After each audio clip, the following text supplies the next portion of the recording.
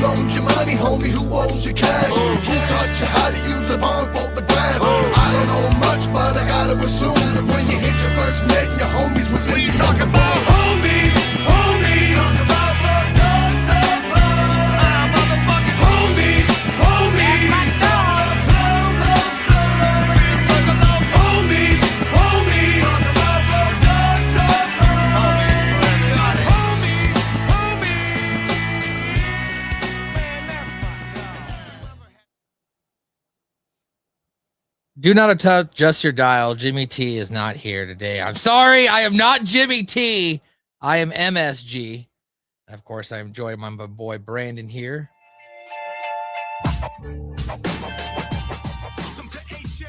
What up, Brandon?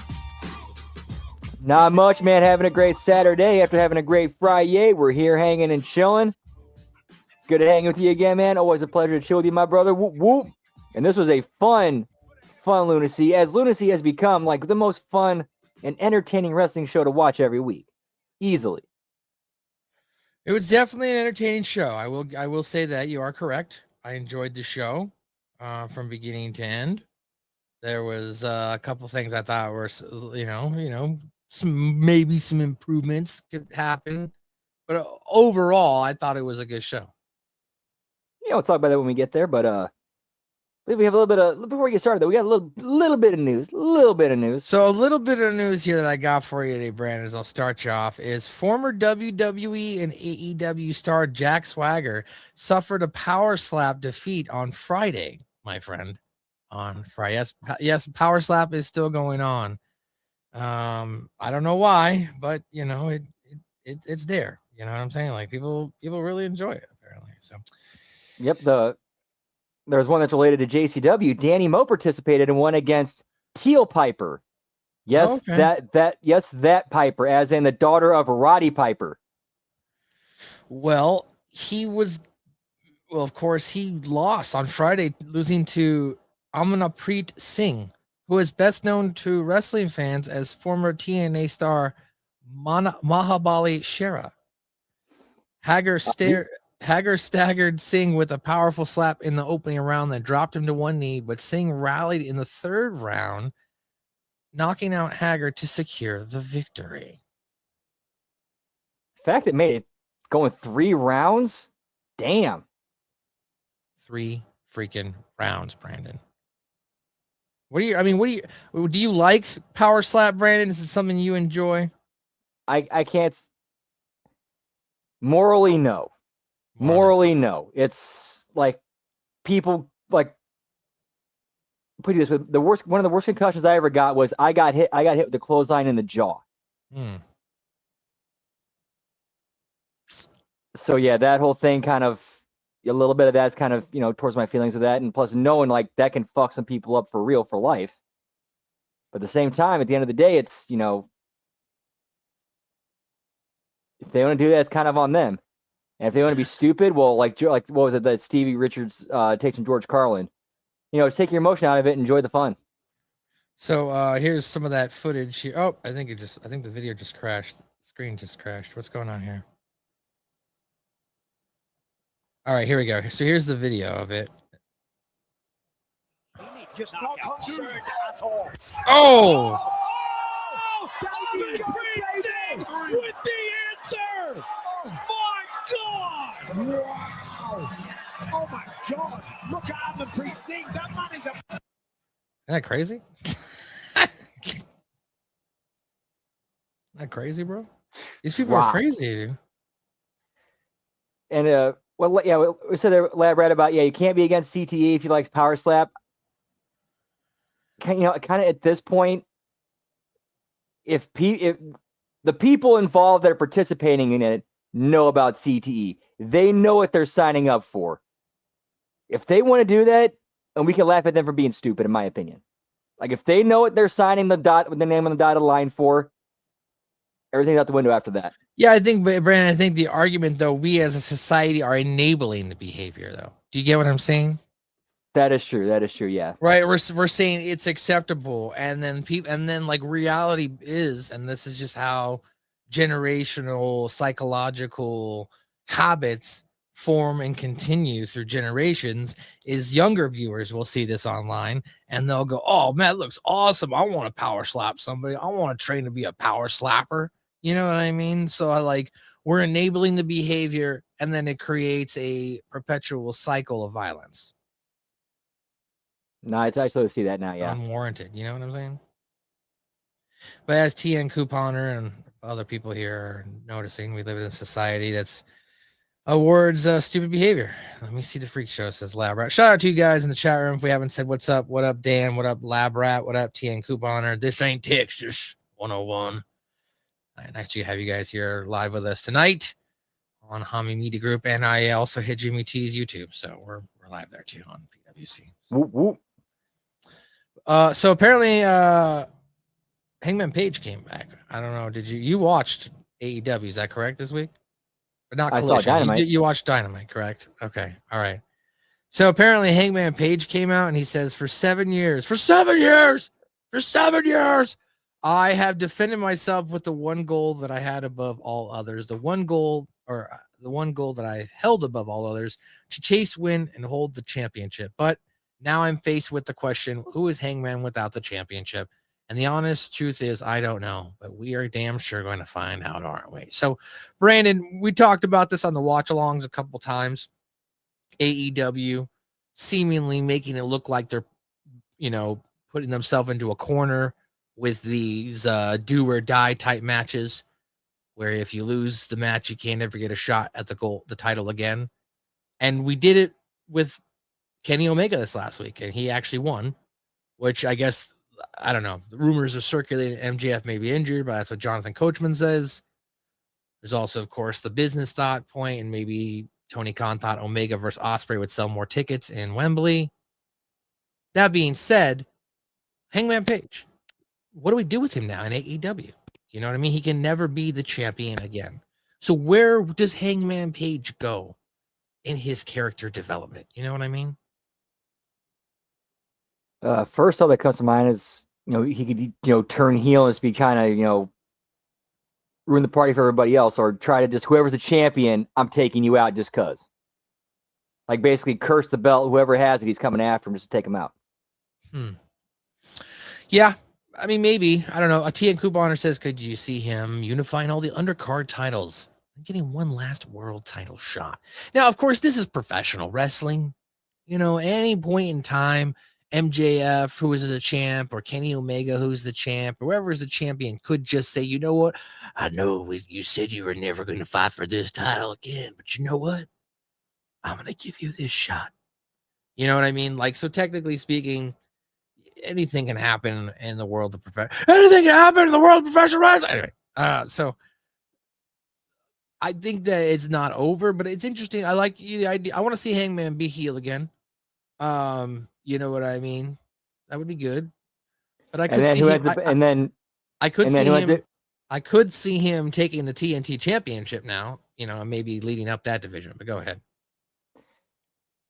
And if you end up going down the route of him, targeting whoever's the champion, who ends up being the one who has to basically kind of, put him down.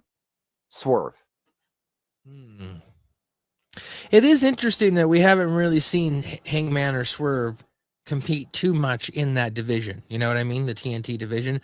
I almost like AEW utilizes the TNT division itself as the undercard status. Like, okay, we want to give you a championship belt. We want to make you a focal part of our storylines, but we don't think you're quite ready for the main event scene yet. So we're going to put you here in this middle of the pack. You know what I mean? Whereas I think, Christian definitely elevated the championship, but that was more like he doesn't need the championship. You know what I mean? It's just him, his character, who elevated everything around him. So that was more like just we're trying to build the belt, put it on Christian. Yeah. So I could see, them positioning Hangman in that division, and that might actually give, opportunities for new matches as well within the company itself. And, Hangman could eventually, I don't know, defend it so many times that he's undeniable, and then they have to give him a title shot again or something like that. Or he has to turn it in. You know what I mean? Who knows? Who knows? Who freaking knows? But yeah, interesting thoughts on Hangman Adam Page and then Kenny Omega. You know, well, Brandon, you watched Dynamite. I know you don't do the wreckage review or anything like that, but what were your thoughts on them switching it over to, you know, Kenny Omega, bro? What do you think about it? On the surface, I don't like it. I mean, there's still time to build to the show and create a reason why like you should care about them other than it's the title and it's in Ospreay's hometown or home country.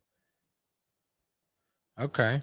Because I thought to me, I thought the money was MJF, you know, just being a heel, getting heat, and just doing as much as you can. You wanted to see Ospreay kick his ass and take the belt. Right. Okay. All right. That's good stuff. I mean, it was a safe route, but not a bad route either, because MJF's, but he's a proven draw. He's probably their biggest draw, I'd say. All right. You got it. What about the return of Baron Corbin last night on SmackDown? What are your thoughts on that? I know we watched it together, but now that you've had, you know, about 24 hours to think about it, what'd you think? I liked it. Good to see him back, and obviously there's the main event scene's a little bit crowded right now. Where would you fit him in? Where would you plug him in? So why not have him be something that, like an enemy that Mello and Hayes kind of have to work together? I just said Mello and Hayes. That's the same person. Mello and Trick have to work together to, you know, take down. Okay. All right, here's a couple more stories here. There's some speculation about what will end up being the main event for AEW in Montreal, the AEW Redemption. Meltzer speculates that Will Ospreay and MJF did a big pull apart, and if there's anything that people seemed interested in, that would be it. But putting the title shot at stake could slow Wembley ticket sales, which are also not knocking them at all. Omega as champion could face MJF in a rematch. Perhaps that could involve Omega asking for Adam Page's restriction to be dropped, and it could set up a Page versus MJF match at Wembley as a #1 contender match. I don't know. This all sounds like garbage to me. But, like, what do you think we do for the Redemption pay-per-view 1 month before the actual big show, Wembley? You know, they hot potatoed their title too, just like WWE, right? Both brands, both companies flip-flopped it onto someone else a month or so out from their big show of the summer. So in this case, Brandon, what do we do? What are we doing here for this next pay-per-view? Who's Kenny Omega going to fight? The MJF rematch. That's what you think it's going to be? Plot twist. Plot twist. Special referee. Oh. Adam Page. Oh, and he screws Kenny Omega. And he aligns himself with MJF, and now they're a faction. I'm just kidding. I don't know, guys. Next piece of information here.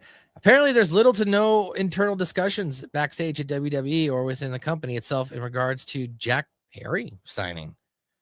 Apparently, WWE had little to no internal discussion regarding the possibility of pursuing him in case that he enters free agency. WrestleVotes Radio on Fightful Select has learned the prevailing feeling was that he didn't fit in with WWE's current landscape. Did Jack Perry coast on his dad's name, Brandon? Is that how he got into the wrestling business?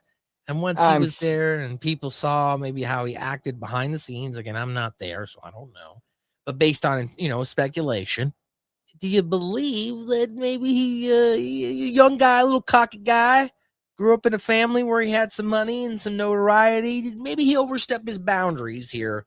And maybe his welcome might be coming to a conclusion here in AEW and or professional wrestling. I mean, what was it? Tansy Couponer said WWE should give Jack Perry a bonus for giving them being what has CM Punk was there, bringing them CM Punk. That's true. If he was more mature and he definitely coasted. He definitely got being last name being Perry. That definitely. I mean, let's not pretend that did not have a huge, lot to do with why he got as far as he has. Okay. Yeah. No, I mean, no doubt. I'm not saying look, I'm not hating. If my dad was a famous celebrity or something, I would do the same freaking thing. Okay. Like, let's not. Yeah, we can't say we wouldn't do that. But at the same time, I'd be like, I'm going to show you that this is just me. Yeah, I'm taking advantage of the opportunity, but I'm going to show you why it's not wasted on me.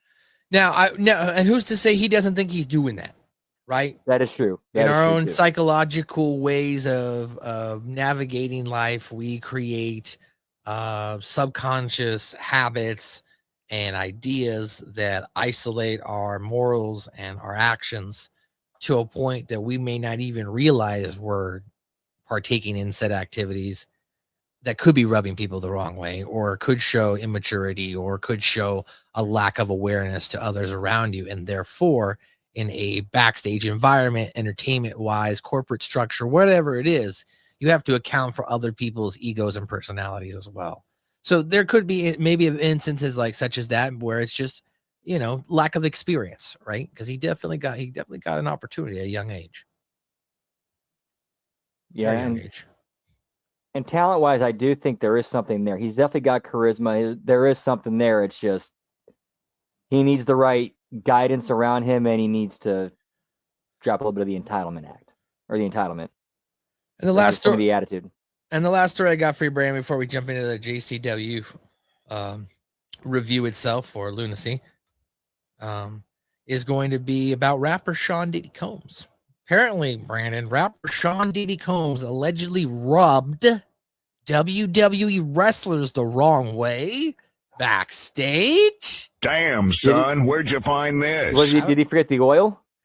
While speaking to TMC's Inside the Ring podcast, former WWE star Chris Masters, who would know about rubbing, was asked whether he had ever heard any backstage stories about rapper Sean Diddy Combs, who did make several promotional appearances for WWE over the years. Masters says, "I wasn't there.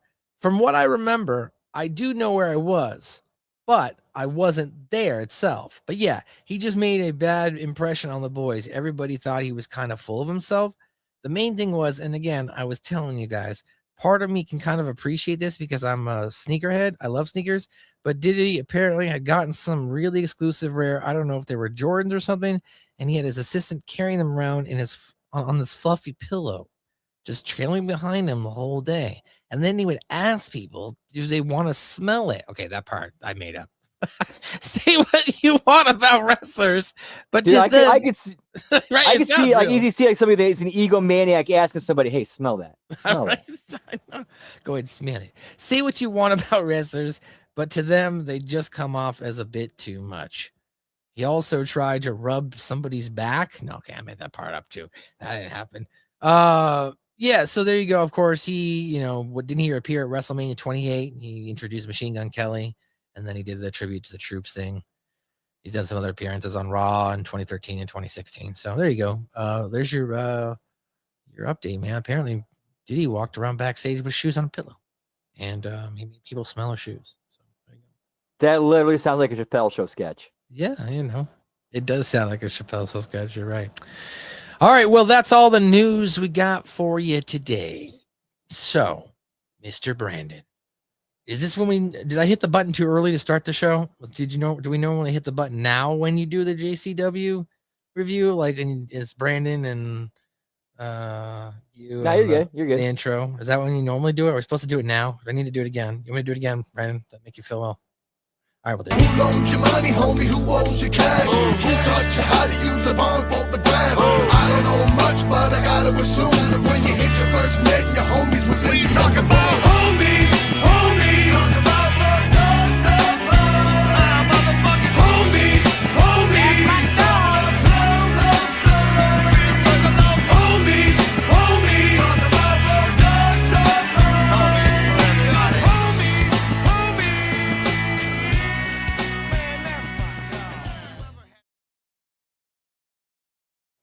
All right, take us away, Brandon. Tell us about Juggalo Championship Wrestling from July 9th, 2026, episode number 90. All right, we open up with, as always, the ketchup packet. Where is it? Oh, You have a ketchup packet that I carry. Damn, son, where'd you find this? And then we open up with we're backstage. Some of the people are getting tested. Barnabas and the Outbreak, and Jeff the Ref. And Vito, reveals he's not the father and starts threatening them. And then Mac was fucking hilarious during this. Just like his sarcastic wit and humor popped me right off from the get-go. Yeah. Like, what was it talking about? Referring to Jasmin as like a knob. Everyone gets a turn. Yeah, so basically, like, right, you had Barnabas there, and he's yelling out the outbreak. Right, you mentioned Jeff the ref is there. He's yelling at the outbreak members that one of them could be the father of the baby. He says his nightmare won't end and says never again to them. And then Vito comes out and he says he's not the father. And then Mac Davis leaves the room and he says everyone gets a turn, like the doorknob thing, right? And then the doc tells Barn to come in for his test, and Barn's like, I can't be the father. And then he says, you're on the list. And he eventually reluctantly does go in to take the test. Is your name Barnabas? Yes. Well, you're on the list. Get in there. Yeah, no, it was, I liked that. I liked the opening of the show with the previously on JCW. I liked the recap there. They showed us all last week what was going on from the Vince Russo and Konley stuff going on there. And then you got Bishop and you got Gertner. Yeah, and then you got HoKane and Al. So I like they had a lot of that going on. Of course, Jasmin St. Clair's story continues on. Danny Moe and the Barnabas. So they're threading all these different stories here, and we continuing on through this episode as well. All right, and 1 sec, my dog wants in. We'll be right back. So while Brandon is getting his dog, I just want to also point out here that after this match, we then got the J-Rod versus Sonny Kiss match, which I thought was pretty good. I thought Sonny Kiss looked pretty good in the match. I thought these two worked really well. I thought we had the kerfuffle at the end, right, with the brass knucks. And J-Rod makes the slip and gets the help from Rose and then knocks out Sonny Kiss for the win. So I thought that was pretty good. I'm surprised that, like, nobody, I mean, I don't know, as I was watching this, I was like, could they have put Sonny Kiss and Rose together in a tag team and just called them Kiss by the Rose? I've been kissed by the rose. Anyway, no? All right, just me. Things that are come to my head when I'm watching the show. But yeah, after that, Haley J came out to the ring as J-Rod and Rose were, walloping down on Sonny Kiss. And Haley J came out, hit shots on J-Rod, and then they took them out. So, Brandon, while you were gone, I just gave the breakdown here of what I thought this good match between J-Rod and Sonny Kiss was. I mentioned I'm surprised they never thought about putting Rose and Kiss together and just calling them Kiss by the Rose, like the Seal song. When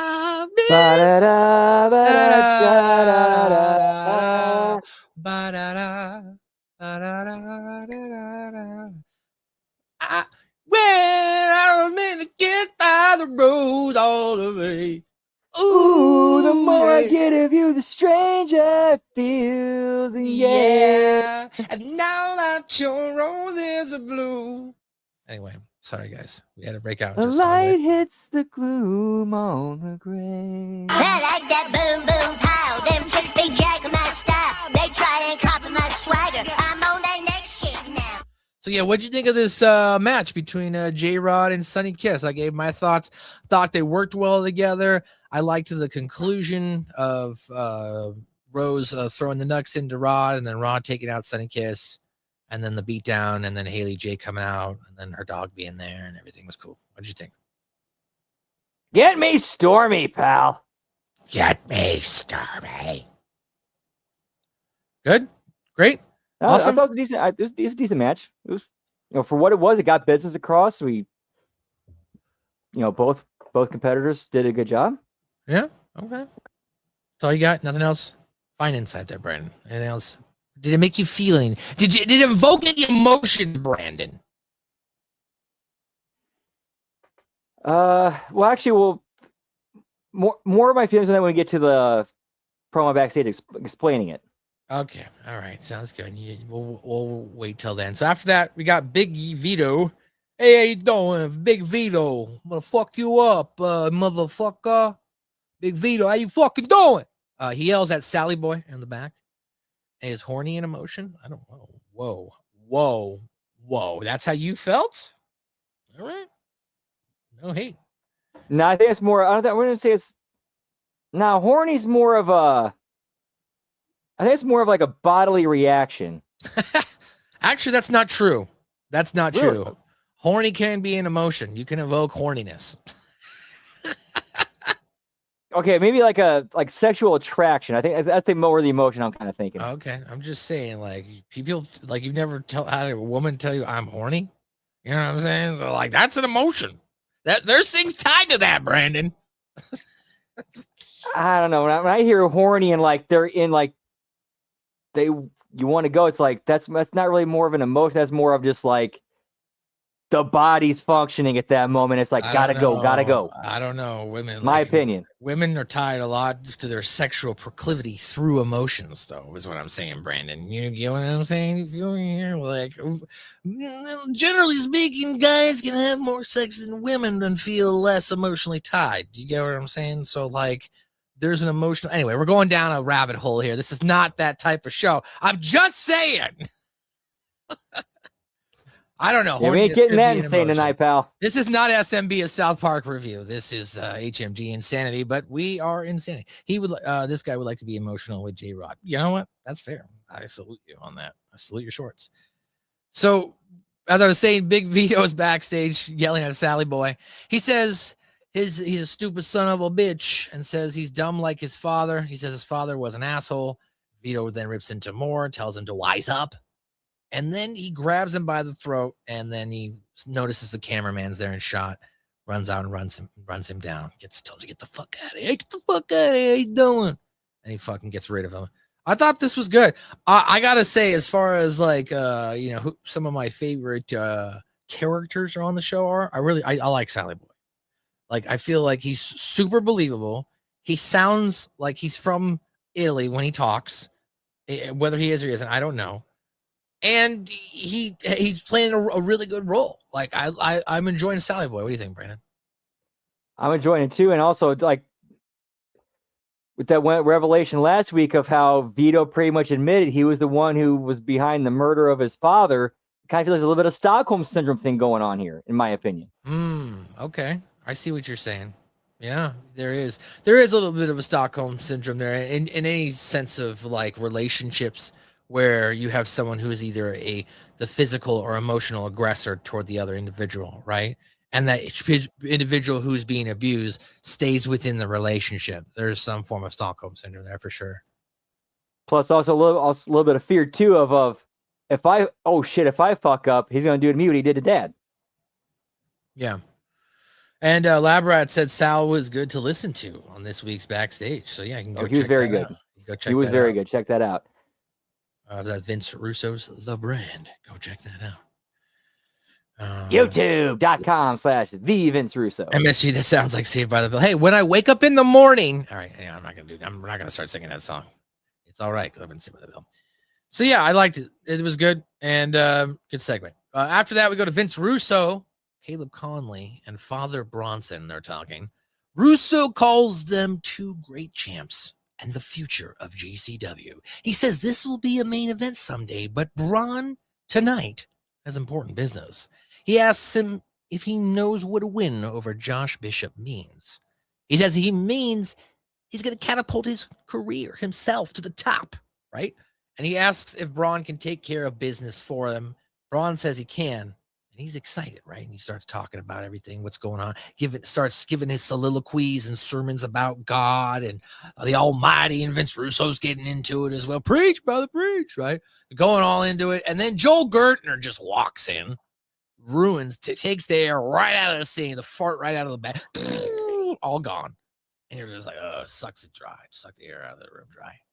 He walks in, and then Braun leaves. He's like Braun looks like he just saw the biggest cockroach ever, like a giant bug. You know that reaction, Brandon?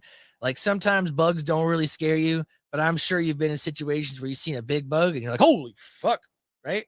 It was kind of like that, or kind of like reaction without saying, like, oh, I gotta get the fuck out of here. You know what I mean? Yeah, you got your fly swatter? Exactly. Yeah, it was like seeing a big, disgusting bug. So anyway, Joel Gertner walks in. Russo says he heard about Joel's past. It says he has a set of balls on him. He says Joel's determined to play a game with them, and Joel asks if he wants to play a game, and Russo says that he's got a bat. I'm ready to play a game. I thought that was funny. I was like, all right, that's good. He does have a bat, and he in theory is ready to play a game. Joel says he's upset as Russo says he won't do business. Joel says Russo isn't talking about business. He's talking about money. That's apparently all Russo cares about. Joel Gertner just basically flat out says, like, I got all the money I need. I'm about my legacy now. And then talks about how WWE acknowledged him as one of the top 50 talkers in history, even though he was apparently on there for one day. And then Russo says, I'll give you an acknowledgement. And he does give him the one finger. He does acknowledge him, Brandon, but not the index, not the pinky, not the ring, but your middle. By the way, that's 4 fingers because we only have 4 fingers. Thumb's not your finger, people. Don't ever think of this. Joel says he's got back here and he's that manager. Joel tells the cameraman that I guess Russo walks out of the room after he flips him off. And then Joel tells the cameraman that Russo may think he's invincible and he can't be denied. Joel says he can't be denied and Josh Bishop is invincible. He says his legacy and Caleb's fate will be sealed next week. It was pretty good. I enjoyed the Russo stuff. Once Russo kind of walked out of the room, I was like, okay, Joel Gertner, here we go. But you know what I was telling you as we were watching the watch along together for this part, I was like, dude, when they did that really close up shot of Joel Gertner, he's got such a strange head shape. It kind of looks like a pineapple or something. You know what I mean? Like, there's some merch there to be made with that. I don't know. Somebody could call him Pineapple Head. Write that down, Jeff Lane. No, I'm just kidding. You don't need to write that down. Obviously, get Pineapple Heads and get some merch going. I don't know. He kind of doesn't. I mean, am I wrong? Doesn't he have like a weird head shape? Who lives in a Joel Gertner head under the sea? SpongeBob SquarePants. Pretty much, dude. That's what he kind of looks like. I don't know. He's good though. He's a good talker. I'm not saying he's a good talker. I'm just saying the close up shot. It was funny. I laughed. I giggled. That's all. Anything else you want to add about this backstage segment yourself? Any thoughts on Bronson, on his interaction with Russo's interactions, Joel Gertner? Any thoughts? No, I enjoyed this, and what I really like how like Russo performs as a character. Like he's kind of there to help get the other characters in the scene over. Like he's not trying to make it about himself. Like it's like he's like with Father Bronson, he's like playing into Father Bronson's character. Like trying to leaning into that. Agreed. No, I thought it was good.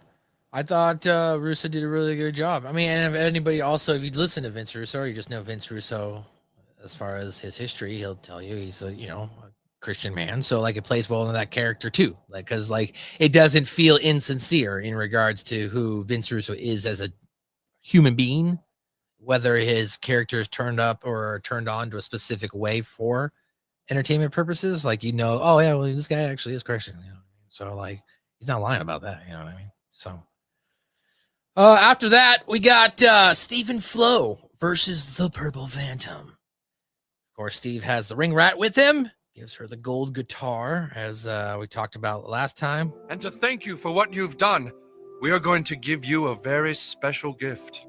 For saving the entire universe from the forces of evil, we give you this Keanu Reeves statue. Congratulations. He's got his golden guitar. He's got his golden Keanu Reeves statue. It's all duct taped up, obviously. PP goes to take his cape off. That means the Purple Phantom, by the way. If you thought I was just saying PP. Steve rolls him up for 2.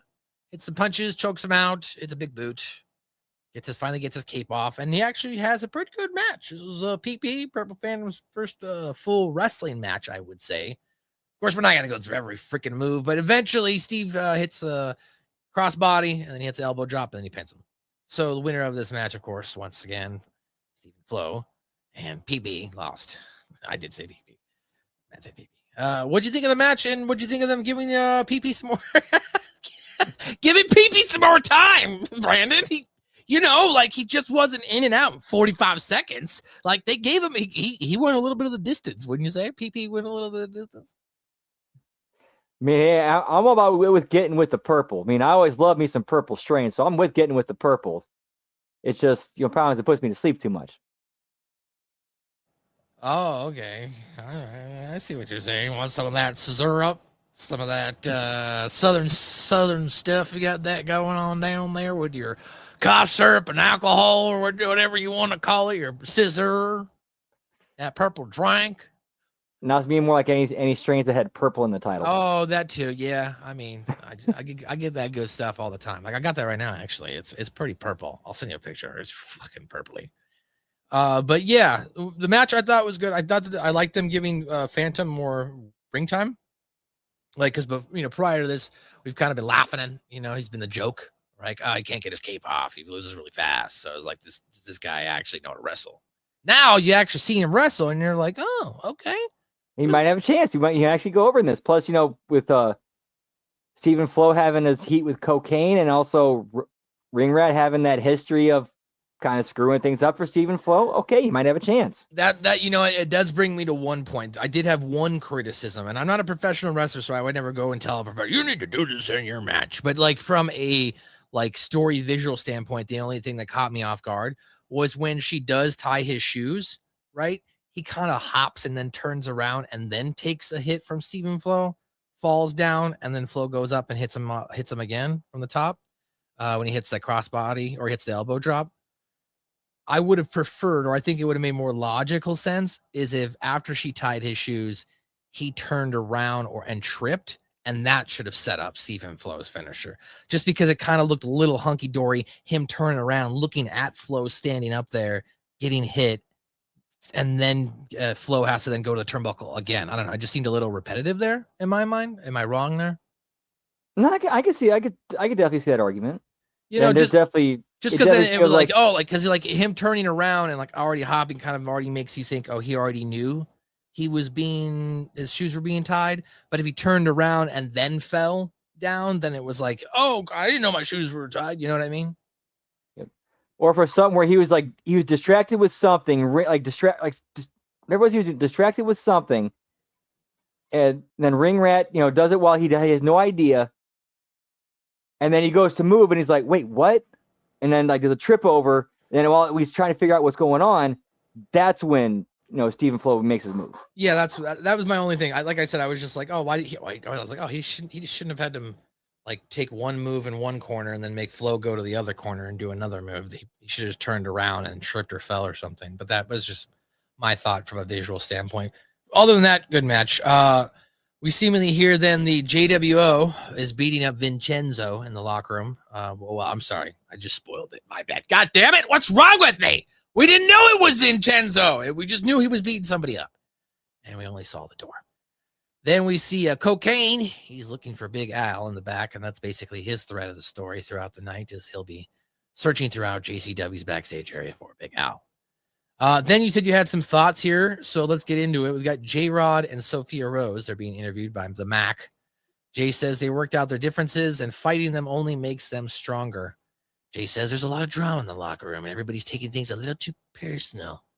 She says the only thing that is personal is her bringing back the JCW women's title where it belongs.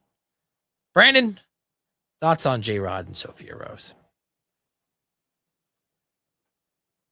It did kind of feel like a little bit of a cop-out at the same time, though. Anybody who's ever, had a strong, close relationship, and you have the times where you have those fights, those fallouts, you get back together, it is realistic. It is very realistic. So can't really say it's bad or wrong. It just it did kind of feel like a little bit of a cop out, but still makes sense and it's logical. Yeah. So especially since what they initially had split over was Sophia Rose feeling like she was shortchanged by J-Rod picking Nyla Rose over her for the Stranglemania tag team match, which that's something you can eventually, once you're, cooler heads prevail, that's something you can talk out. So basically, though, but what you're saying is from maybe a storyline standpoint, while it does make sense, you kind of maybe feel, or you would have preferred your own personal preference that you could have seen the reunited two come back together in a different way, like maybe a different, or play it out maybe a little bit longer in that regard. Is that what you're kind of hinting at? Yeah, I think that in my opinion, I think I would have gotten a little bit more build and story to it, like a situation where again, I'm a huge Dragon Ball Z fan, so I'm always enjoy storylines where like like really well written, great characters, even though they're on opposing sides, they find themselves in situations that they have to work together, and eventually that you get that you have that build of respect and admiration for one another. Like again, one of my favorite like fictional like character, like just two characters, Goku and Vegeta.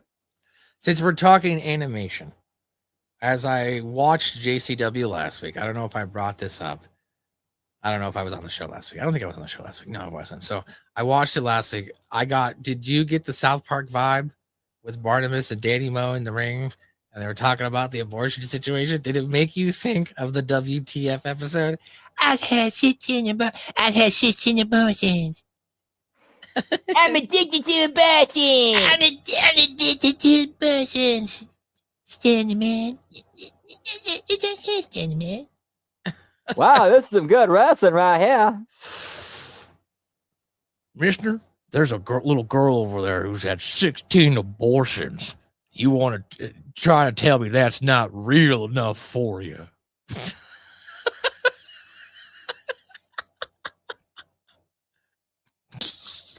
No, the line is, but I guess that's not real enough for you. That's what it is. Son of a bitch. Son of a bitch. And then at the end, the boys get pissed off at each other for things not going the way they wanted to. They start beating each other up for real. I'm like, oh, this is that fake wrestling crap. Oh, they're gay as hell. Then after that interview back into JCW, we go, speaking South Park, I keep thinking it's going to be like, who's Cartman's dad with Jasmine's baby, possibly a ring rat? Yeah, Brandon pointed that out too. Who is the father? Jimbo? Chef? Mr. Gaston? The 1996 Denver Broncos? When of the outbreak? Find out. Right, exactly. In 4 weeks. On the The conclusion of who is Jasmine's baby daddy will not be shown this week. Instead, Terrence and Phillips, not without my aliens, will be shown. Yeah, right. They just do a thing. You know, as I'm watching this, again, these shows are obviously already recorded, at least a couple weeks out or a week or two ahead, whatever it may be. I don't know the schedule. But are you, like myself, hoping that either Joe Dombrowski or Mark Roberts have to go in and take a DNA test too? Is that just me? Like, I'm hoping one of these two have to take a test.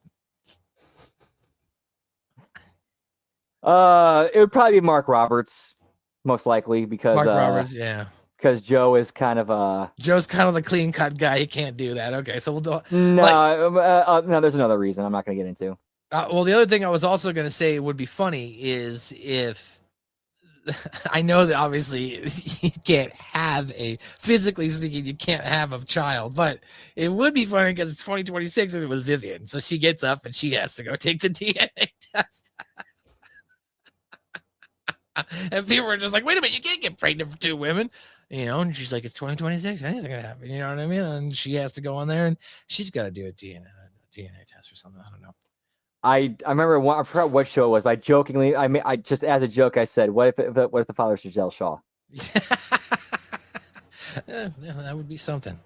That would be something. So yes, now we've got a number 1 contenders match here, Brandon. It is the Juggalo World Order. 2 Tough Tony, 2 TT versus the Mac.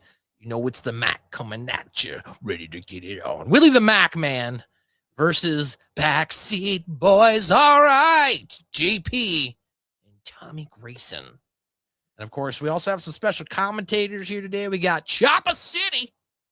They kicked Mark Roberts out of the commentary.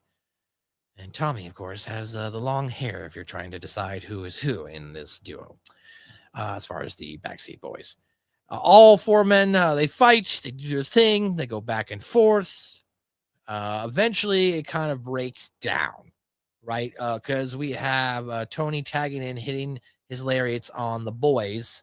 He hits some punches and slams, and then Mac hits the Bronco Buster in the corner, and then JP goes up the top, and then Big Vito and Sally Boy come out on the ramp, right? And then Tommy drop kicks Mac from behind, and JP rolls up Tony with the tights to get the win. So the winner, before we get to the aftermath, the winner of this match was the Backseat Boyz due to the distraction itself of Vito and Sally. Now, there was one point in this match I want to point out that I thought was just a really cool visual spot. And it happened by mistake, because you can't just eloquently plan how this, I mean, you can, but it's kind of risky. But it was the cameraman was in the corner, and on the first attempt that Willie Mack went for the Bronco Buster, JP or Tommy, whoever it was at the time, got up and moved.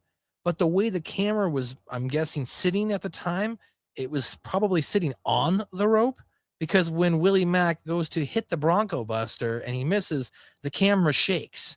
And I went, you could think of that as a mistake, but from a visual perspective, that's pretty cool. Like, cause it's like, oh, he went for the Bronco Buster and he missed it, but the camera shaking. You know what I mean? Yes, you get a cam. Yeah, if you get a camera on the ring, like you're seeing, like, okay, this is like what you'd be seeing if you're sitting on the ring. Like, right, exactly. So it was a cool visual, and like I said, it's not something you plan. I mean, you can, but it's not something they're probably planning. Let's get a camera. I mean, unless it's a GoPro or something. I don't know. Maybe I could see Fine Jay come up with something like that. That would be cool. I don't know. I thought it was just a cool spot. But then I also know it was the cameraman, because then he like startled back. You know what I mean? So I don't know if he really was supposed to be there, but it was a cool visual. So yeah, what'd you think of the match between Too Tough Tony, Willie Mack, and the Backseat Boyz? Think they worked well? It was a decent match. Tony, though, man, he's got to hang it up.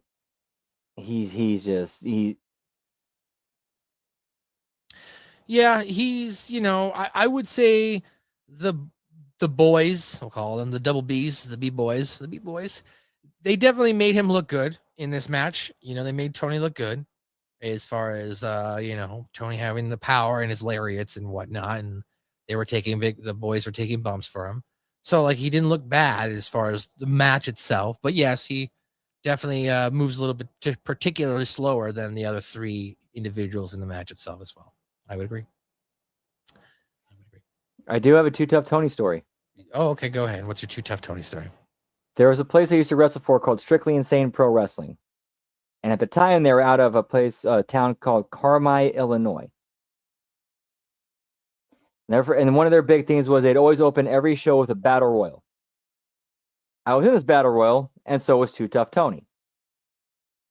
And there's a spot where like me and another dude worked our way to the ropes, and then he did a thing where he kind of. Oh, you know what? Hold on. I don't mean to interrupt you, but I didn't hit the thing. I'm sorry, Brandon. Okay, now story time with Brandon. That's right. Sorry, TNQ punter. You're right. I missed my cue. Go ahead. So me and this other dude are working our way to the ropes. Gets to a spot where like I'm on the second rope and he's choking me on him. So then he, after he's done choking me, he walks away and does something else. So I stay there and sell it. Trying to look, I kind of, at least listen or glance out the corner of my eye, see what's going on, see where to go, where I can go next. Before I have any chance to figure anything out, I see a giant shadow over me. And then Too Tough Tony leans down and just says quietly to me, "Sorry, brother." Boom! Big chop right to the back, like open hand, just straight palm right to the back. Damn, Brandon. I thought that story was going to go in a completely different direction. I thought you were going to tell me that he gave you a good fisting. I thought you were going to tell me that he lit his hand on fire and shoved it up your rectum. And that is what led you to becoming a fan of South Park, because you connected asses of fire to your own experience. No, that didn't go together. That was my conspiracy, Brandon. That's how you got into South Park. Asses of fire. Nope. And then I immediately just sold like I sold like sold like right down the ring to the corner, got up and be like, well, if we're gonna keep going, let's keep going. And he followed me in, I gave him my chest. He gave me a slap there. I sold down. And then luckily somebody jumped in from behind. They peeled off. Somebody came after me and this. Okay, that was it. Thank God. No thanks, Brandon. No thanks. No thanks. I did commentary for a year for a Fed out in Washington, but I'm not getting in the ring. No thank you. I'm okay. Those days of me wanting to be a wrestler ended when I was 16. No thank you. So yeah, good match for the most part. good to see the Backseat Boys get the victory. Not to say that, like, I'm sure people wanted to see Too Tough and Willie win, but I think the Backseat Boys versus the Chapa City be a better match. So I think that was a good choice. Right. Plus the JWO, they have their own like story, like side quests they got going on. So like, they're still over. They're still figured, and they still got a spot on the show. They're still doing some good shit. They don't need to be involved with the belts right now. Labrat says he tested the flaming fist, and it's apparently banned. So the fire fist does not work. You know what I'm saying? How about the fire fingers? Anyway, so after the match, Vito beats Tony with the kendo stick. I'm sorry, and then Sally hits Mac with a baking sheet. Violent Jay just watches from ringside. Jay gets in and Vito threatens him with the kendo stick. Vito asks where Vincenzo is. Yabo then comes out on the ramp, and then Vito, wildly swings the stick at him, and then music hits, and Ruffo comes into the ring. He hits Vito with the wet floor sign. Some spinning lariats, and then he hits him on Sally. Vito then gets hit in the face with the sign. Yabo then hits Vito with the sign, and a lot of people being hit with the sign. But Vito does get back body dropped. Yabo and Ruffo stomp out Sally and rip his shirt off. And Violent J sprays the JWO on Sally. Look, I'm not saying that this beatdown wasn't as realistic as it could look, but come on. Let's talk about the weapon of choice here. It did not need to be a wet floor sign. I get it. It's comedy. Haha, funny. But I've literally hit people with the wet floor sign. I've done this at work with people who have been wrestling fans. Like one of my best friends when we got our first job when we were 16 at Subway. And then he ended up being like the general area manager for Subways after all this time. Me and him would fucking like pick up these things back and be like, forward object. We'd hit each other with it. Look, we didn't hit each other over the head with it, because we're not stupid, but we'd lay into each other in the back and stuff with those things. So like those just things aren't like gonna like hurt you enough is what I'm saying. If we're stupid kids, we could do it and be like, have fun. Oh, that felt funny. It's just different object. Chair would have just done it. Should have had a chair or something, or I don't know, some nightstick or something like that. I don't fucking know. You know what I mean? Or cane. Somebody should have had a cane.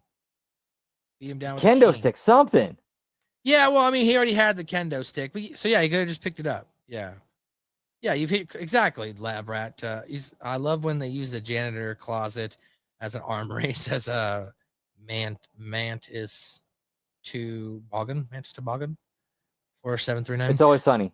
It's always sunny. Oh, gotcha. Okay. And then Lab Rat says, I've hit my coworkers at closing time when I worked at McDonald's with the foam bat. That's what I'm saying. With those kind of things, it's just like it's not as believable as I would have liked it to be because I kept watching it being like, he's in with the wet floor sign. Anyway, but other than that, it was good. Got the story over, progressed, and JWO looks strong coming out of it.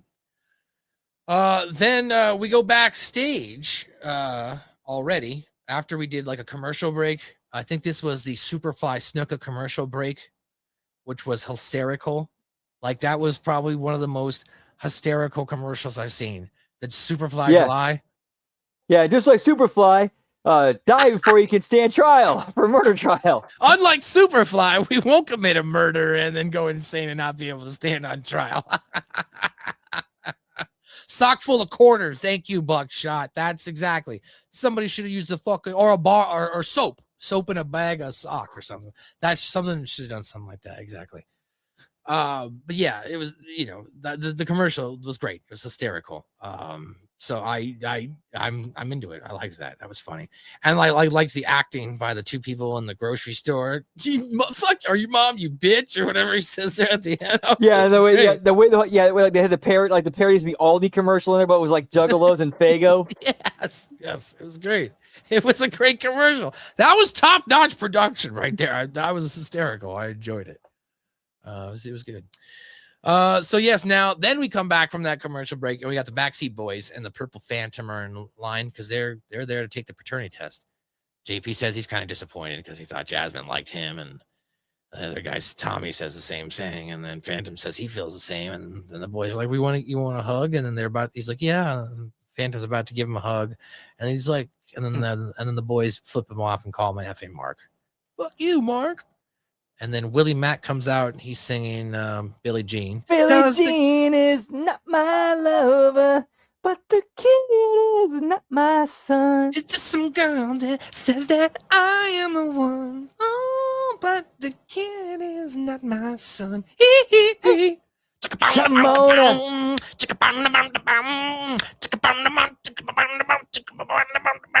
Anyway. So, and then all of a sudden after that, cameraman Jeff comes out. And Jeff says, they said, damn, Jeff, you got some too? And they were like, oh, he probably thought he was Sean Waltman. And then the cameraman makes a joke, and then he takes back his camera. And then he ends the scene with the boys walking in. And the cameraman yells to the boys, 2 words for you, birth control. So there you go. Oh, there was a joke I missed. He said, I thought you 2 guys took it in the back seat. like that's what he ended up saying. Yeah, how can you be the father? They too, yeah. Back seat, exactly. Yeah, that was good. Could Jeff Lane be the father? That's a great question. Are we going to end up seeing Jeff Lane as the father? Oh, you mean Jeff, regular Jeff? There's a lot of Jeffs on this show. Sorry. Too many Jeffs in JCW. Get me Way too Jeff. many Jeffs. God damn it. Get me Jeff. We got Jeff Lane, we got Jeff Riff, we got Jeff the cameraman. Yeah, you know, if they should, that's how Jeff Lane gets inserted into television. He ends up being the father. That's a new 3 count. That's a new 3 count. That's a new 3 count. Jeff could lead the brigade of Jeffs. Jeff Lane. Jeff Lane's the father now, right? You didn't know that? That's the storyline. That's where we're pitching right now. So after that, then we go to a celebration with the JW Oyaba and Ruffo celebrating. Mac Davis asks what happened to him during the time he was taken. He basically outlines all the ways he was beaten and tortured. Talked about his toenails missing. Yeah, your toenails missing. Willie Maxwell, actually, like, Willie Maxwell's like, oh, actually, I don't know. Like, I think he was going to talk about having his toenail missing. He says that they put a head in his vice. He says he knows it was Vincenzo, and he will get him one day. And then Violent J just starts laughing, and he's like, well, we got him right here in the room. And then they go and then he goes into the room, Ruffo, and he starts beating him up. The baby is probably. Yeah, and so, and fun fact about that, because Vincenzo couldn't make the show, because that's why they didn't show him on camera. So guess who was doing the screaming from behind the door? Oh boy, here we go. You're gonna kayfabe, brother, kayfabe. No, who was it? Jeff Lane. Was it Jeff Lane? It was. He said, I forgot what show it was he said it on, but he said it was him. Well, there you go. So Jeff Lane. See, he's already there. See? You see? Yes, do you fucking see? Do you see? That's how we introduced Jeff Hang on Lane one into the sec. show. And apologies, dog wants back inside. His Gramps let him out. Be right back. That's right. While he takes a look there, the army of Jeffs. I like that. I like that. Be all you can be. Be all that you can be, Jeff. New JWO, Jeff World Order. We got Jeff Championship Wrestling. I like that. Jeff Lane already making an impact. I like that. That's funny, guys.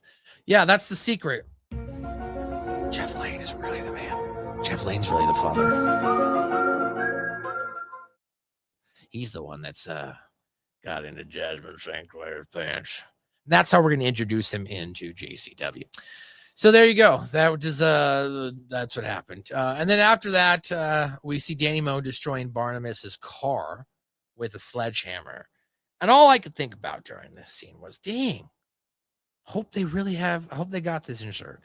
Because, like, she really dented this car. So either they hopefully found a car that already had a dent in it, and they were like, hey, let's use this car. Or they really dented a car. And if they did, well, like I said, hopefully they got insurance. Hopefully whoever it's not a personal car. Hopefully it's like I don't know. You can rent cars out like that to damage things like that too. But if it is a personal car, well, then hopefully you know how to get that dent out. Afterwards, Barnabas is being interviewed. Mac tells him that Danny is destroying his car. He flips out and says he knows it. Here, Brandon's back. Brandon, I just got. There actually is a backstory to that. It was on the latest Backstage Lunacy. Okay. What had happened was on the way to the show, as a shoot, that is actually Barnabas's car. Okay. As a shoot, he got rear-ended on the way to the show. So they're like, I believe it was Jeff Lane who said, Let's use this. Okay. All right. That's good. Well, that's good. Yeah, no, that makes sense. Okay. Well, that makes more sense. Now, I was going to say, what did you think of the scene itself of her doing it, of her destroying the car? I mean, I liked it. I thought it was good. I mean, That's obviously, it was obviously already damaged before she got her, before she did it. Yeah, so I know, but if you didn't know that, Brandon, come on. If you didn't know that, pull yourself away from that. What did you think? I thought it was good. Yeah. All right. Why can I not see my stuff? Okay, again? my bad. Wrong, Jeff. I said there's too many is. Hold on, I'm getting stuff here. Here we go. Jeff Lane just sent me a photo. Here we go. What's it called? Oh, here we go. We got Jeff's, and Jeff's. Oh, here we go. I gotta bring this in. Hold on.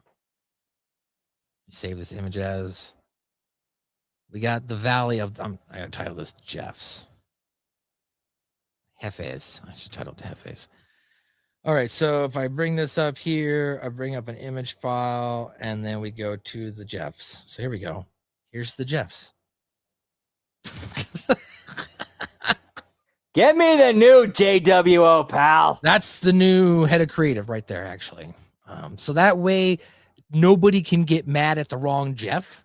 They'll be like, well, Jeff did it. Which one? I don't know, Jeff. So, like, you can't go yell at one of these Jeffs because you don't know which Jeff did it. New creative team right there, the Jeffs. Just saying. Think about these things, Brandon. You gotta think outside the box. You know what I'm saying? Think outside the box. Anywho, moving on here to the next segment here. As I was saying, Barnabas is backstage. It's the Jeff count. It's a steady of 3 count. Exactly. It's part of the illusion. Exactly. Thank you. That's true. Jeff Army pitching ideas. Yeah, didn't look good enough damage, especially how she was swinging the sledgehammer, says Buckshot Kid. Okay. All right. You thought you would have liked it to maybe she sold the swinging version a little bit better. I mean, you're right. At that point, like if the damage is already there, take a big swing. I get what you're saying.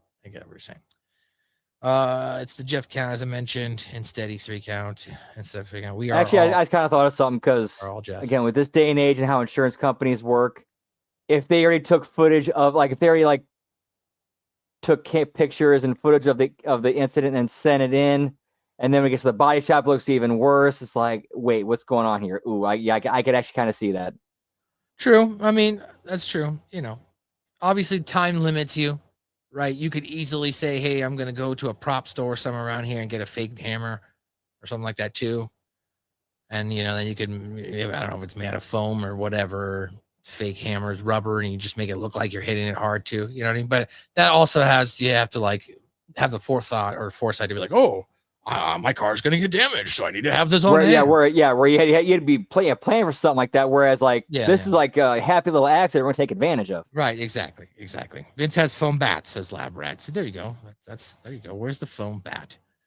Yeah, but even a foam bat you swing it hard enough at a car, you can still make dents. You can still a little something to the outside. Oh my goodness. So Barnabas is being interviewed. Mac tells him that Danny's destroying his car. Barn flips out and says he knew it. Barn asks if Danny thought he would just go away. He says DNA is flowing through her body, but says she didn't inherit his intellect. He says she chose this life and path, and he will unleash a horde of horrors on her. He will drag her into the pits of hell and beyond. Mantis Toboggan wins. She should have used the web floor sign. Yeah, you know what? At that least, she should have used the web floor sign. I agree. Keep the theme going throughout the show. Everyone just using the web floor sign. Just keep going. Keep it going. What'd you think of Barnabas's backstage interview here, Mr. Brandon? I liked it, and especially as you saw in the finale, it's actually more of a foreshadowing and Easter egg for later. That is true. That is very true. Then we get the Purple Phantom with Violent J, and he asks him for another chance, one more do-over. Jay says all he's done is make him and JCW look like fools in 2 different colors, and says the same thing happens always. That always happens. Massive amounts of sucking. Take my badge. Phantom asks just for one more do-over, and Jay says there's no do-overs in wrestling. But then the Phantom asks a pretty good question. Why? Why are there no do-overs? And Jay stops for a second, and he goes, I don't know, actually. Why aren't there do-overs? And then he does agree to one last chance to let him go out there and fight one more final time. So he goes out there. This time he's got no cape on, right? He comes out prepared. He's got no cape on this time. He says, F that cape. He says he came here to rid JCW of evil, and he failed. He says Stephen, Flowe, and Ring Rat cheated. So Stephen Flowe owes him a ring match. Flowe comes out, asks the Phantom if he's kidding, says that he has something even better. And then he says he bet even that the Phantom can't beat the Ring Rat. And so he asks for a ref to come out, that being Flowe. Ref quickly comes out, and then the Ring Rat low blows PP. So that's she beats off the PP. And then she hits a stunner as he pins Phantom. So she freaks out. She's having a gay old time about it. I think this is I like that. I really hope this leads to Ring Rat becoming a professional wrestler again, or a wrestler on TV, and then she climbs her way to the top and becomes the champion. I hope this is the breadcrumbs for it. Now that she's gotten a taste of victory, Brandon. As much as I like to see her be a worker, unfortunately, as she's explained, there's no way that she could actually health and physically wise do that. She can do spots here and there, but full time, that's completely out of the question. Why not? You could still put the title on her. You don't. I mean, you could just book just book it Stephanie McMahon style. I don't know. I'm just kidding. Stephanie McMahon really couldn't work. I mean, anybody can work better than her. You know what I'm saying? Yeah, but she could at least take. She could at least work a full match. I guess. As far as with. Again, I'm just saying this because at least from what I understand the way she's explained it, she can't work like she can't work a full match. Gotcha. All right. Well, that being said, you could still have some sort of shenanigans, and she could still end up becoming champion. You get what I'm saying? Like, it's professional wrestling. Yeah, that as a one-off run, storyline, yes, you could absolutely do something with that. Like, she could continue to get these crazy fluke victories, and she just continues to get that obsession and insatiable need for the glory. You know what I mean? Buckshot says Ring Rat should only be in bra and panties, lingerie, pill fights, plus mud, oil, and jello. Whoa, that's late 90s, early 2000s thinking. Okay, all right. Not saying people wouldn't enjoy that. I'm just saying, they can do other things. So here we go. Cocaine. Now he hears someone begging for help, and Big Al's handcuffed to something. She's screaming, and then she says she's gonna kill that bitch after Cocaine frees her. So then she runs off. Yeah. So there you go. Any thoughts on that?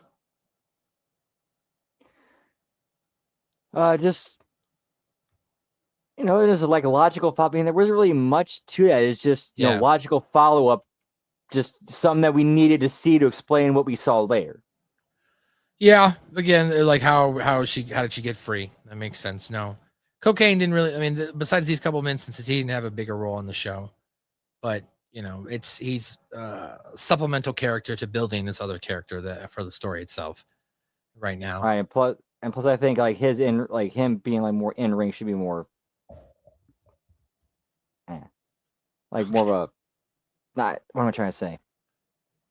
A one-offs type I don't know. Or it should be minimal. Is that what you're trying to say? Attraction.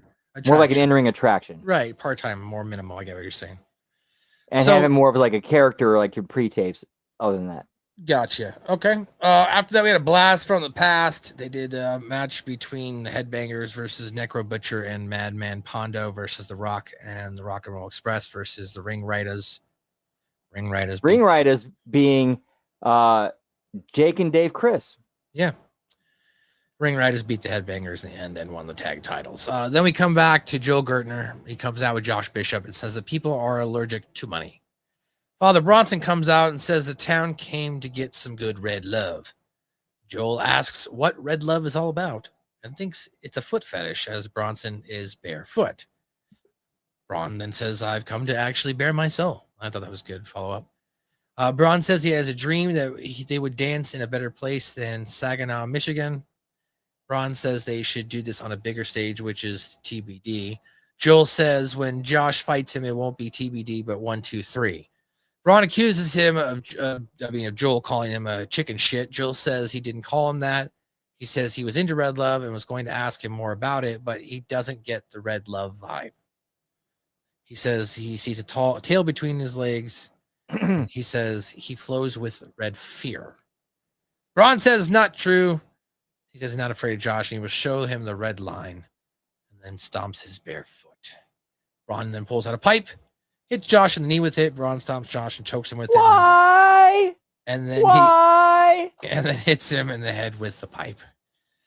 Caleb Konley then comes out, hits Josh with the head with that same pipe. And then Caleb and Braun exit together and seem to be aligned now as well. Well, not seemed. We saw them aligned already with Vince Russo backstage. We then go to HoKane in the back, and she's looking for Big Al. Al bang. Oh, I'm sorry. What did you think of this interaction? We didn't get the match, so they, pushed it off. They don't want to give away title versus title match right now. And I think and also actually too. Hold on, Brandon. Let me hold on. And as well as they also, do a good job here of protecting Josh, so that way he doesn't have to take a loss, and you don't have to give Red Love a loss if they wanted to go that way, being a Brandon champion as well. Go ahead. So apparently this match was supposed to take place, but I believe Father Bronson is hurt, so they ended up going this direction. Which, with how you laid it out and how the benefits of them going this direction, I think that was the better choice than them actually having a match.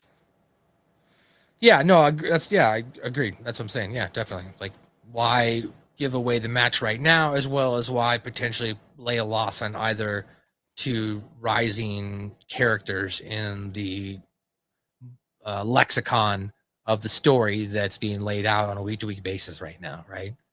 Yeah, like, I think, like personally, it's like when we were talking about when we were watching SmackDown Watch Along last night. It was like we saw them do it, right? We saw them have Royce Keys lose, and you're like, why do we need to see Royce Keys fucking lose? spear from Jimmy? What the fuck? But the point was, why did we have to see Royce Keys lose? He's this new up and coming guy. Why are we going to bury him with a loss right now?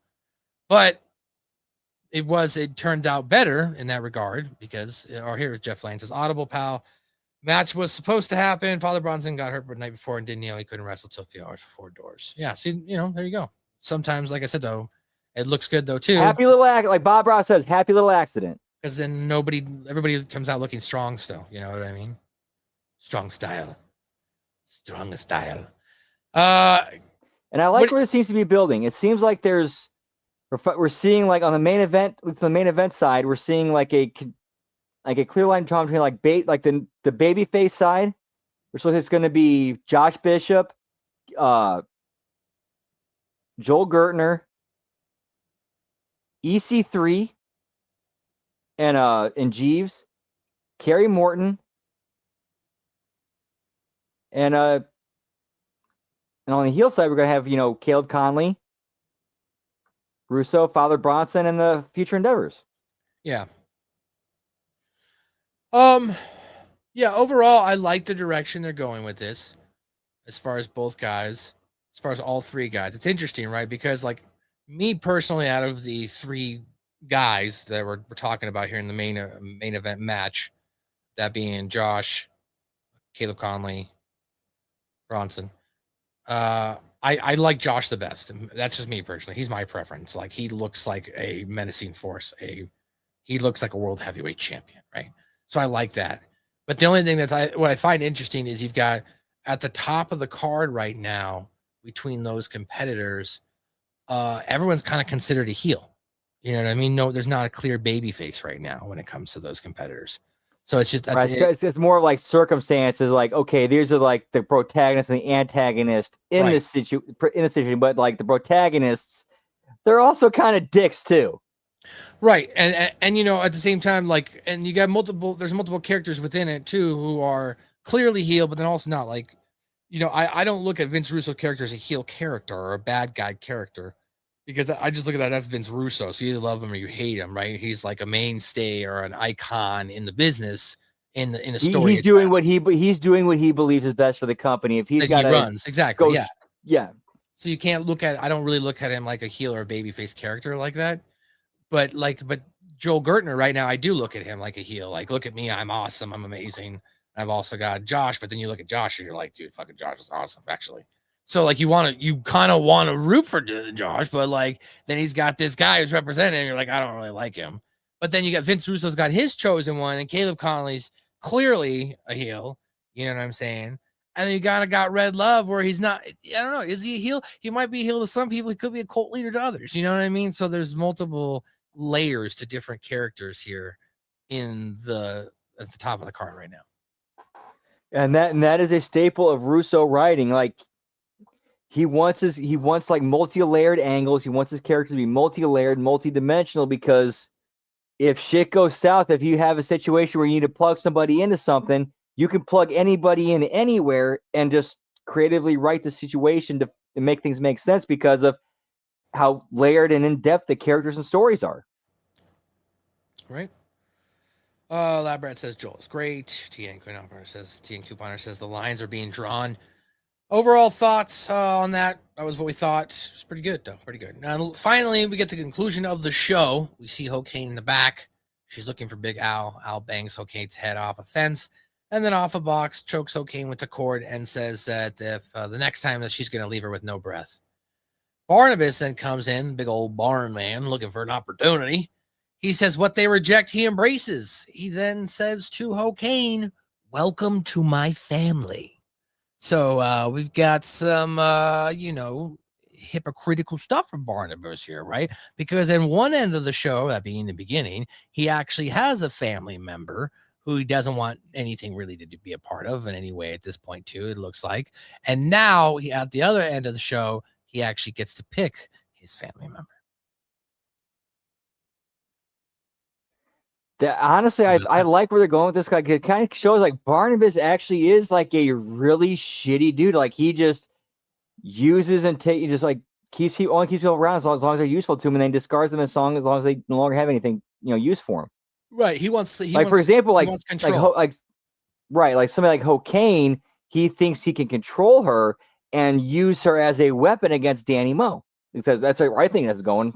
Yeah, I agree. I mean, that's the whole point of that, definitely. He thinks he can, I have my real blood daughter. I want nothing to do with her, so I'm going to get rid of her by choosing my own daughter, my own person that I can take under my wing and give them my tutelage. You know what I mean? Yep, and which again shows kind of the heel, like how much like Barnabas actually is a heel, because if like the way he treated his real blood daughter would push her so far to do what she's done to him in the outbreak, that should be a real self-reflection moment of like, okay, was I the asshole here? Instead, he's doubling down and saying I should have had you aborted. Right, exactly. And then, of course, we got the cliffhanger ending, like TN Couponer says as well. Ends on that cliffhanger. So, it leads you to want to come back next week and be like, well, what's going to happen here? So coming out of the show, we've got... if we're wrapping up or we're looking at stories for this episode, right? We've got the big Vito versus JWO stuff with Ruffo coming back and Vincenzo getting his ass kicked, aka Jeff Lane. Then we've got Jasmin St. who's the father, aka Jeff Lane. And then we've also, no, I'm just kidding. It's just all Jeff Lane. It's all Jeff Lane. So we got the father line, we got the storyline of the father going on. We got Danny and Barnabas. We've got HoKane and Cocaine and Big Al. We've got the Purple Phantom. We've got Ring Rat getting a victory here.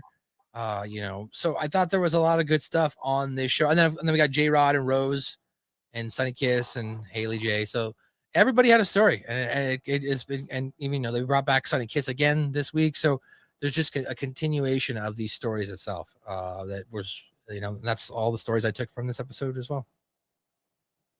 Yeah, same here. Like, that's what I really enjoy about like the way Russo writes shows is he makes you care about everything happening on the show. Now, as he says, like he himself has said this, is anybody gonna bat 1,000? No.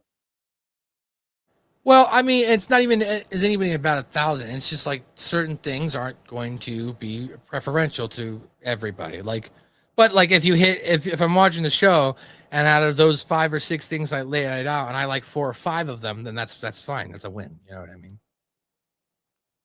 Right, exactly. Yeah. So yeah, enjoying the show more than enjoying more of the show than not liking it. That's all. Yeah, I mean, like even like us, well, like watching another TV show or a movie. Even if we love the movie or the show, there's gonna be parts we don't like. Yeah, no, it's true. No, it is very true. There are things like that as well. You watch and you go, I wasn't a fan of that, but I liked this, and that's just entertainment. Not you know, it's very rare these days where you watch something from the beginning and any entertainment facet. Unless it's me with South Park, and you truly enjoy. But even then, you can go back and listen to my reviews. There are tons of episodes where I'm like, this wasn't the best episode. You're like, it wasn't a bad episode, but you're like, this is not a good episode, except for Pip. Fuck that episode. Fuck Pip. That is the stupidest fucking episode of South Park. Ladies and gentlemen, that is your JCW Lunacy review today. Brandon, I don't know how many Fagos do you give this episode today out of 5? I'll give it a 7.5 out of 10 Fagos. You'll give it a 7.5 out of 10? That what you said? Yep. All right, 7.5 out of 10. I agree. That's a good number. 7.5. I agree. That is a good number as well. Ladies and gentlemen, that's how I like them, pal. Hit you and quit you. Get on out of here. Team titties and biceps. No bread, no water, just meat. That's what's going to happen tonight. Yeah, she doesn't look like that Eddie Edwards is depriving her of food. Ladies and gentlemen, that's going to do it today for your HMG Insanity JCW review show. Shout out to Jimmy T. He had to take care of some family business today. Hope everything goes well with him. Patreon.com/HoKane Media Group, where if you missed any of this show, it will be free, of course. Like this is part of our free shows, which are available on the Patreon. You can go over there and become a free subscriber as well. You just sign up and then you get notified when the free stuff gets put up there. Or if you want to join the $5 tier as well, you can get awesome shows like the Monday Locker Room this week in WWE, the Friday Locker Room exclusives, as well as we got the No Pants tier coming. We're working on that. You think I'm kidding? You guys think this is a running joke, but me and Brandon are coming with you with the No Pants tier. Eventually, it's going to happen. So yeah, check that out. Patreon.com/HoKane Media Group. If you want to check out the show, you missed it today. Podcast version, of course, is exclusive. We do put it in the podcast forum for the subscribers or the $5 tier and higher, but the video version is for free. You can still watch it whenever you want. So check that out tomorrow. We got the Sunday Morning Wreckage with Jimmy T, the Vet, and the Professor. We got Monday, the Monday Locker Room. We've got the Next Level Review on Wednesday morning. We've got This Week in WWE on Tuesday, as well as Hitting the Marks on Tuesday here. And we've got Friday Locker Room with myself and Ben Hameen next Thursday morning. And don't forget the watch-alongs. Brandon's here all week, and I've been joining in. You got your watch-along on Monday nights with WWE Monday Night Raw, taking you into the Impact Attack. You got the Next Level Review. I don't know why Brandon subjects himself to that, but you've got that show to watch as well with him. You've got AEW Dynamite, Impact Attack, of course, JCW Watch-Along, Impact Attack every Thursday night. SmackDown on Fridays and Saturday nights here. You've got the AAA Watch-Along, which is where Brandon's going to be doing right after we wrap up this show today. And don't forget, tomorrow, come on back for the Sunday Night Watch-Along, because myself and Brandon are going to be watching the first 2 episodes of this season's Dark Side of the Ring, the three-parter on TNA, and they've released the first 2. Brandon, just so you know, the first 2 episodes are free on Vice. So all we have to do is pull up the Vice TV website, and those first 2 episodes are free. I think I covered everything. Patreon.com/HoKane Media Group. Brandon, anything else to add? You got your Twitch got going on, video games. What's going on over there? Yeah, I'm also on Twitch, twitch.tv/LG Brandon whoop whoop. Where I haven't quite decided yet if I'm gonna do a stream tonight. I might just take it easy after AAA. Okay. But then I'm also on Twitter, as the kids call it these days, the X at LG Brandon Whoop.